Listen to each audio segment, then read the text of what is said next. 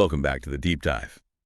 So today we're going to look at something pretty fascinating, almost like science fiction.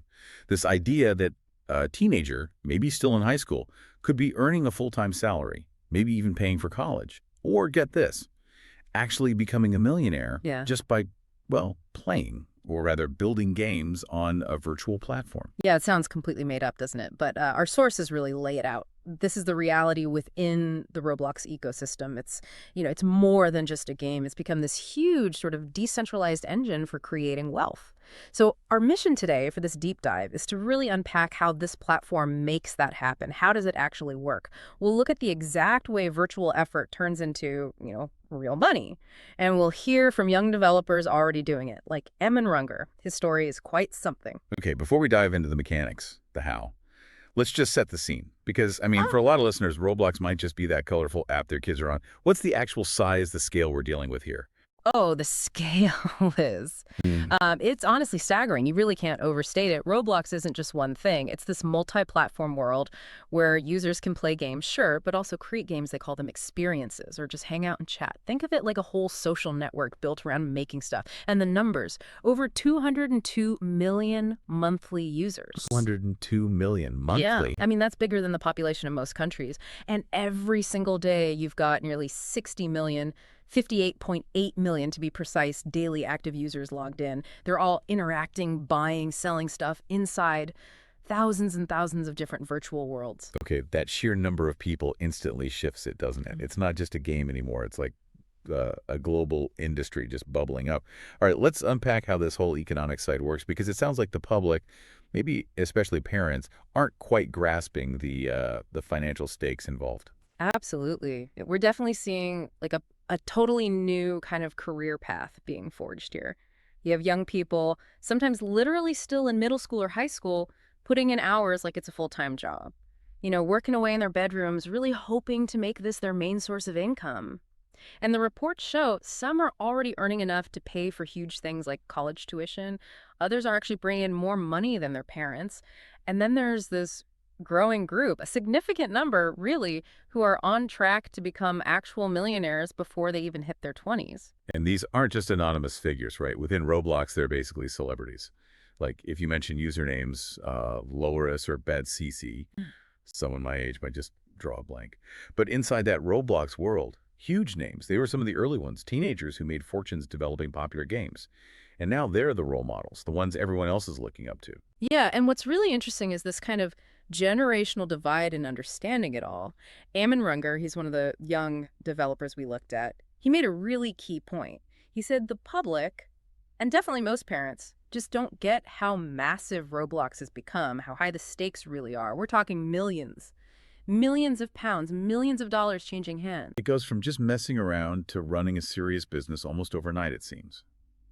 The detail that really jumped out at me was something Emin Runger just said directly. He's 18, from Washington State.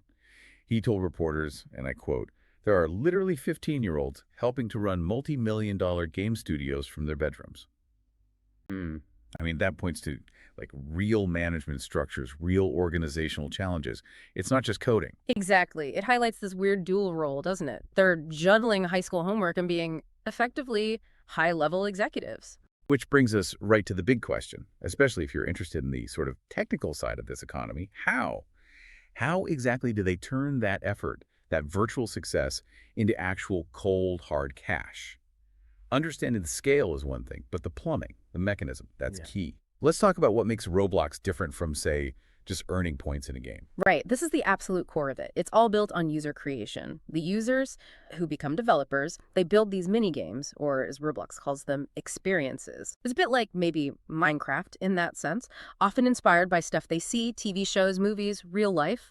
The sources mention big successful ones like Jailbreak or Med City. And those experiences are what pull in those, nearly 60 million daily users. And that's where the money starts. Exactly. Millions of kids, mostly, are spending time in these games. And the crucial part is they make in-app purchases within those games, buying special items or any power-ups, access passes, things like that. They buy them using Robux, which is the platform's own virtual currency. So all that spending generates massive profits for the Roblox corporation itself. But in return, the creators, the developers behind the popular experiences, they earn a slice of the Robux spent inside their games. Okay, so Roblox Corp takes its cut. The developers get their cut in Robux. But how does that Robux leave the game? How does it become actual money you can use for, I don't know, tuition or rent or a mortgage? This must be where that specific mechanism you mentioned comes in. Yep, exactly. The mechanism has a name. The Developer Exchange Program, or everyone in the know just calls it DevX. That's the critical piece. The DevX program, which really became central when they launched it properly back in October 2022, it's the official specific way that a creator who meets certain criteria can actually transform their earned Robux into real-world cash, US dollars, pounds, whatever. It completes the loop. Okay, DevX. And how's that different from maybe getting ad revenue on YouTube or Twitch? Is there like a minimum amount you need or a specific exchange rate? Yes, there is, and that's really important for understanding how realistic this is for people. Unlike maybe some influencer platforms where it's all about visibility, DevX seems designed to reward high-volume creation and engagement. Developers have to earn a pretty significant minimum amount of Robux first, and they have to, playing by the rules, following the terms of service. When they do cash out, there's a fixed conversion rate set by Roblox. It provides some stability, though maybe not always the most favorable exchange rate you could imagine. You really need huge numbers, huge engagement, because Roblox takes a decent chunk overall. But the potential is there because the user base is just astronomical. So it really values consistency, keeping players engaged long-term rather than just one viral hit. And this whole economy, it's not brand new either, is it? It's been building momentum for years. We saw a note that back in 2017, well before DevX was formalized like this, Roblox was already paying out over $30 million to young developers. So kids making serious money isn't new. It's just the scale and the structure seem much more professional now. Absolutely. And to really get a handle on that professionalization, let's go back to Ammon Runger, because his journey, it really captures that whole shift from someone just messing around online to, well, a genuine industry professional running a business via DevX. Right, so Ammon started playing back in 2015, described as a shy high school kid. Then a couple years later, he starts a YouTube channel sharing stuff he made. By the time he's 18, the time commitment, the income, Roblox is basically his full-time job.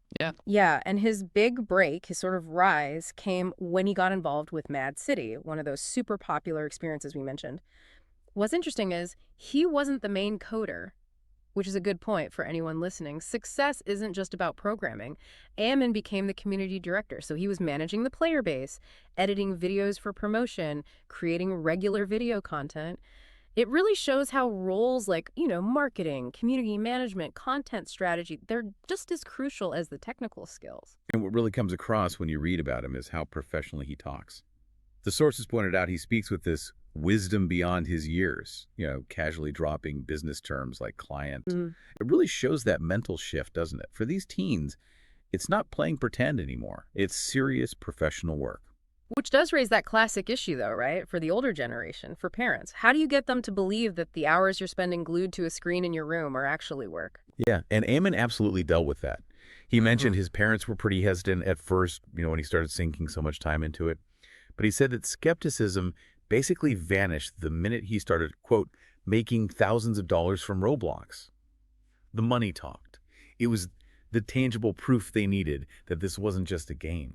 And when you hear the kind of profits he talked about, you can see why their perspective might shift pretty fast.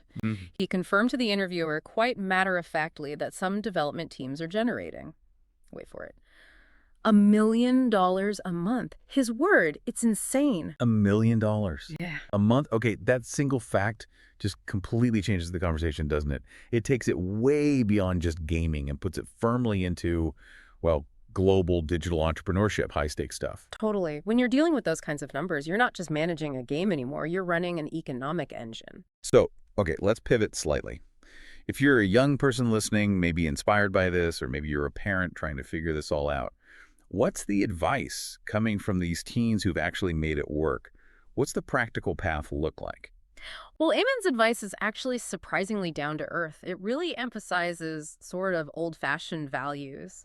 He stresses that patience and consistency are absolutely key. He warns people it's probably not going to be 0 to 1 million subscribers overnight. It takes real commitment, showing up day after day. And the accessibility factor seems huge, too. Yeah. He basically says, look, as long as you have a computer and you have the ability to learn, anybody can start something like this. You don't need, like, big venture capital funding or anything. Just time, and the drive to learn. Right. And he also connects learning digital skills directly to future careers. He talks about programming and coding specifically as a pretty cool vertical, something that, if you really work at it, can lead directly to running one of these multi-million-dollar studios right there on Roblox.